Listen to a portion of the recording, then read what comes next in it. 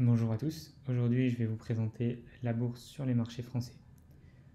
Donc Euronext, il nous a semblé nécessaire de faire cette vidéo chez C2IB pour présenter l'introduction en bourse aux entreprises françaises, puisqu'aux États-Unis, l'IPO qui est l'Initial Public Offering ou l'introduction en bourse en français est la voie royale pour les entrepreneurs et les exemples de success story ne manquent pas, de Google à Amazon par exemple, en passant par des dizaines de success stories moins visibles. En France, ce n'est pas suffisamment le cas, malgré un rebond des IPO en 2021, notamment sur Euronext Growth. Mais c'est dommage, puisque la bourse apporte à une société un accès au financement, une certaine liquidité, une visibilité et une notoriété via la cotation. Aussi, une conservation de l'indépendance des fondateurs en évitant d'être dilués via des plans d'ingénierie financière, mais également une fidélisation et une confiance client, fournisseur et banque.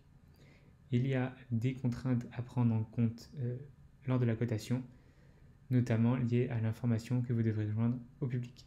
Je vais donc vous présenter les différents marchés d'Euronext. Donc le premier est Euronext, qui est le marché principal qui regroupe toutes les actions. C'est un marché réglementé par l'Union européenne. Il y a un nombre d'émetteurs de 805 pour une taille moyenne de transactions à l'introduction en bourse de 262 millions et une capitalisation boursière moyenne à l'introduction en bourse de 3 milliards 341 millions. Le second est Euronext Growth, qui était anciennement appelé Alternext, qui regroupe les PME et les grands comptes en phase de forte croissance. C'est un marché réglementé par le système multilatéral de négociation, MTF. Il regroupe 229 sociétés et je vous laisse voir la taille moyenne de transaction et la capitalisation boursière. Le dernier est Euronext Access et Access Plus, que nous visons chez C2IB. C'est un marché libre pour les jeunes pousses à fort potentiel. Un nombre d'émetteurs de 189 et la taille moyenne de transaction est de 38 000 euros et une capitalisation boursière moyenne est de 53 millions d'euros.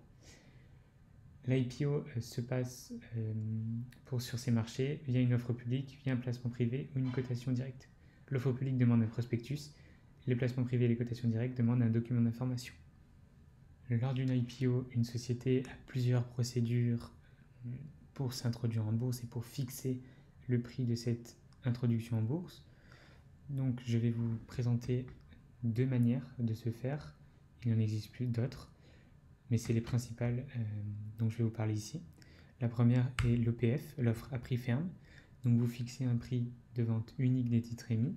Les ordres d'achat peuvent avoir lieu uniquement à ce prix de vente-là, vous l'aurez compris. Imaginons une société A qui s'introduit à 10 euros l'unité, donc 10 euros l'action, avec une OPF. L'investisseur B qui souhaite passer un ordre d'achat à 200 actions sur cette société A, il n'aura pas forcément ces 100 actions-là, c'est pendant l'introduction en bourse. Le nombre d'actions qu'il détiendra sera déterminé par le taux de service, donc ici qui est de 40%, donc l'investisseur B à terme obtiendra 40 actions sur les 100 demandées au prix de 10 euros l'unité. Pour la deuxième manière, nous allons voir l'offre à prix ouvert, l'OPO.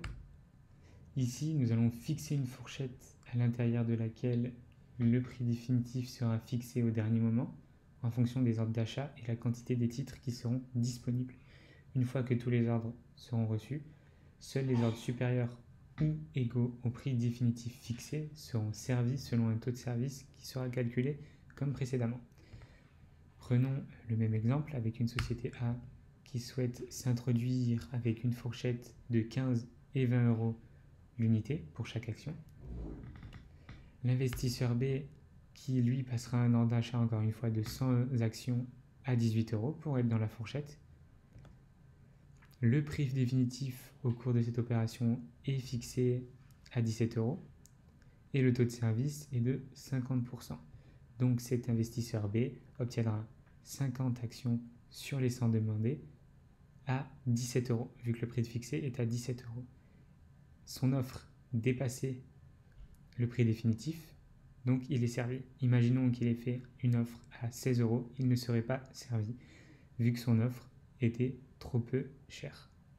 Pour finir, je vais vous présenter rapidement les partenaires qui pourraient vous accompagner lors de votre IPO.